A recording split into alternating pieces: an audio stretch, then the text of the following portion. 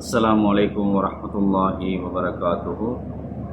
கண்ணியத்துக்குரிய சகோதரர்களே சகோதரிகளே, எங்கள் அனைவர் மீதும் அல்லாஹு தாலாவின் சாந்தியும் சமாதானமும் என்றென்றும் உண்டாகட்டும் என்று வேண்டியவனாக பிரார்த்தித்தவனாக என்னுடைய இந்த காணொளியை நான் ஆரம்பிக்கலாம் என்று நினைக்கின்றேன்.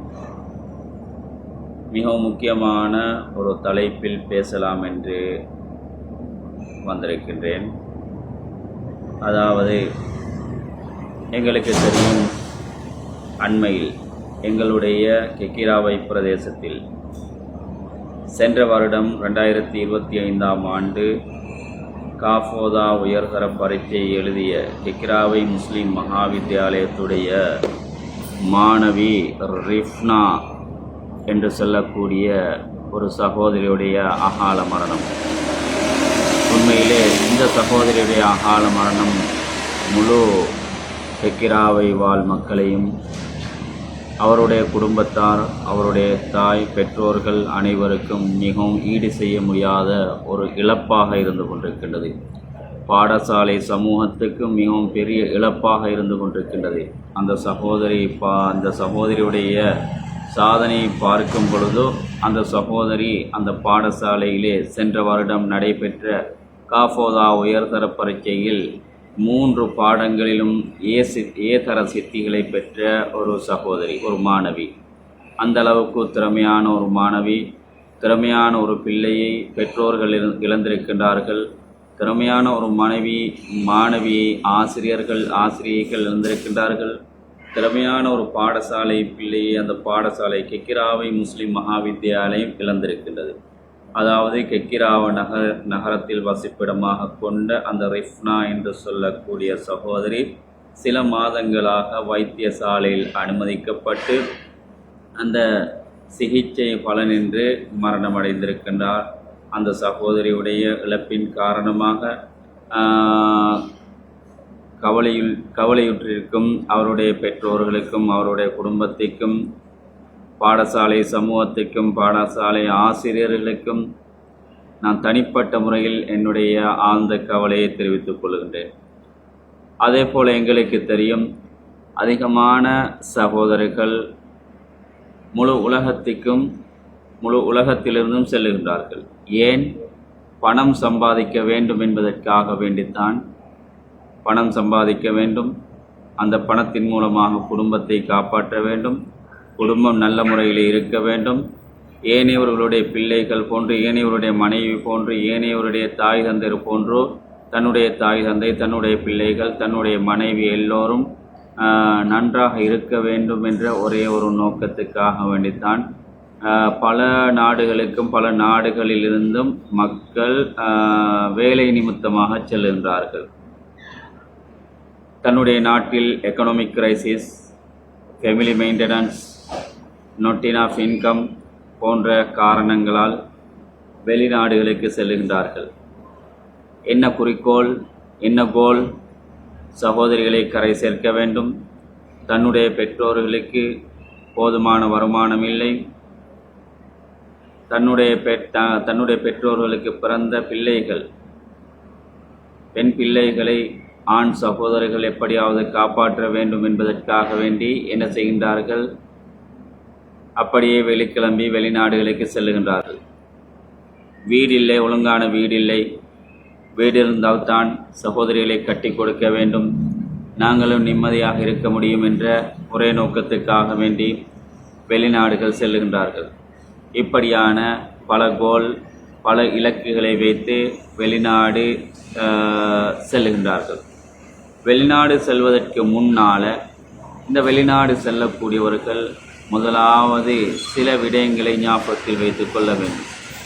நான் வெளிநாடு போகின்றேன், எதற்காக வேண்டி வெளிநாடு போகின்றேன், எதற்காக வேண்டி என்னுடைய தாய் மண்ணிலிருந்து நான் காலடி எடுத்து வைக்கின்றேன்.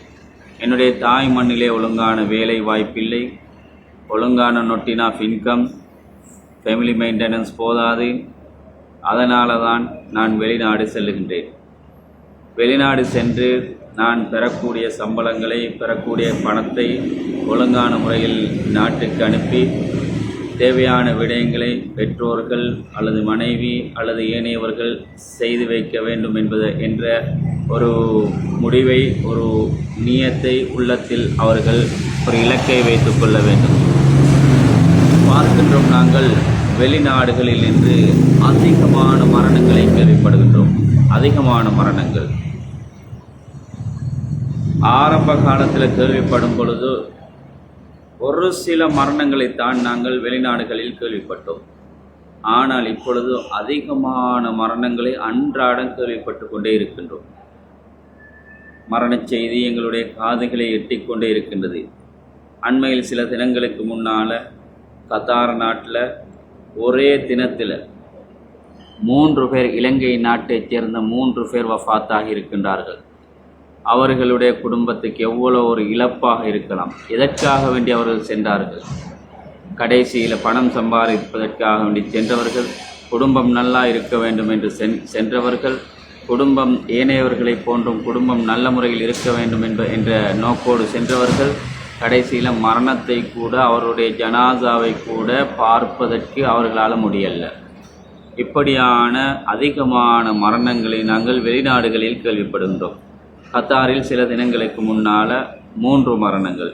பொலன்னறுவையைச் சேர்ந்த ஒரு மௌலவி, ஒரு ஆலிம் முனீர் மௌலவி அவர்கள், பொலன்னறுவை கட்டுவன்வில பகுதியைச் சேர்ந்த கிராமத்தைச் சேர்ந்த முனீர் மௌலவி அவர்கள் 28 வயது. எதற்காக வேண்டி சென்றார்? அவருடைய குடும்பத்தை காப்பாற்ற வேண்டும். குடும்ப சுமையின் காரணமாகத்தான் அவர் அந்த வெளிநாடு சென்று குடும்பத்தை காப்பாற்ற வேண்டும், குடும்பங்களுக்கு உழைக்க வேண்டும் என்ற நோக்கத்தில்தான் சென்றிருக்கின்றார்.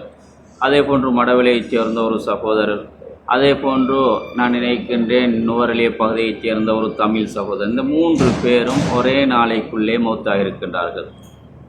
அதற்கு முன்னால் குவைத் நாட்டில் கெக்கிராவை கனவல்புலையைச் சேர்ந்த சகோதரர் தஸ்லீம் நாட்டுக்கு வந்து சென்று 1 மாதத்திலே அவர் மரணத்தை தழுவிருக்கின்றார். அன்புக்குரியவர்களே, இப்படியான நாங்கள் மரண செய்திகளை அதிகமாக வெளிநாடுகளில் கேள்விப்படுகின்றோம். காரணம் இறைவனின் ஏற்பாடுதான். வமா தத்ரி நஃப்சுன் பி ஐயி அர்லின் தமூத். எந்த பூமியில் எந்த இடத்துல மரணிப்பான் என்ற விடயம் எந்த மனிதனுக்கு தெரியாது. அது அல்லாஹுடைய அறிவில் மாத்திரம் உள்ள விடயம். உண்மையில் அல்லாஹுக்கு மாத்திரம்தான் தெரிந்த ஒரு விடயம். அதை எல்லோரும் ஏற்றுக்கொண்டிருக்கின்றோம், எல்லாரும் நம்பியிருக்கின்றோம், எல்லாரும் விசுவாசம் கொண்டிருக்கின்றோம். இல்லை, மறுக்கவில்லை. நான் சொல்ல வருவது என்னவென்றால், ஆனாலும் அதிகமான குடும்ப சுமையோடு என்ன செய்கின்றான்? நாட்டிலிருந்து போகும்போது செல்லுகின்றான். கடன் பட்டு எப்படியோ விசாவை பெற்றுக்கொண்டு டிக்கெட்டையும் போட்டு எல்லாத்தையும் செஞ்சு அதிகமான கடன் சுமையோடு சென்றிருக்கின்றான்.